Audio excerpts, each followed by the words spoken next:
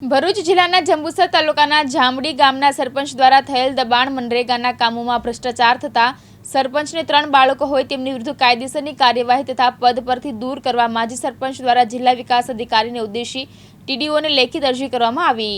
ભરૂચ જિલ્લાના જંબુસર તાલુકાના જામડી ગામના જયસંગભાઈ ગોપાલભાઈ રાઠોડી સરપંચ શ્રીમતી જાગૃતિબેન ચૌહાણ વિરુદ્ધ તારીખ 2/4/2024 રોજ જિલ્લા વિકાસ અધિકારીને સંબોધી લેખિત રજૂઆત કરી આક્ષેપો કર્યા હતા, જેમાં જણાવ્યું હતું કે સરપંચ દ્વારા પોતાના મકાન પાસે મુખ્ય રસ્તામાં ગ્રામ પંચાયતની હદમાં દબાણ કરેલ છે તથા સરકારી જગ્યામાં પોતાના ખાનગી ધંધા માટે ખાનગી બોર્ડ કરવામાં આવેલ છે અને આ પાણી મચ્છી તળાવોવાળાને વેચે છે તથા ચામડી ગામે હાલ મનરેગા યોજના હેઠળ હાલ માટી મેટલના રસ્તાનું કામ ચાલુ છે।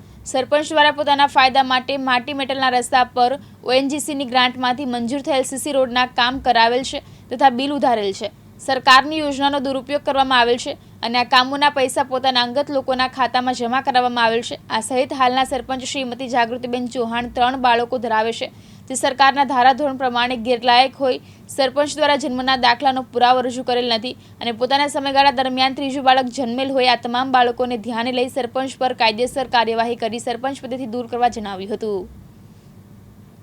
હું જયસંગ ગોપાલ રાઠોડ, મારું ગામ જામડી, માજી સરપંચ અને મેં અગાઉ જે હમણાં ચાલુ સરપંચ છે એ ચાલુ સરપંચ વિરુદ્ધમાં જે દબાણ કરેલ છે એની મેં અરજી પણ તાલુકા પંચાયત વિકાસ અધિકારીને આલેલી છે અને સરપંચે પોતાનું સરપંચ પોતે 3 બાળક ધરાવતા હોય અને એ અત્યારે 3 બાળકમાં 1 બાળકનો જન્મ છુપાવી સરપંચી ભોગવતા હોય છે અને બીજું કે મેન રોડ પર એને 10 થી 15-20 ફૂટનું દબાણ કરેલ છે। પોતે સરપંચ છે અને તેઓ પણ સરપંચી ભોગવે છે, એમનો કોઈ પણ એ પ્રોબ્લેમ આવતો નહીં।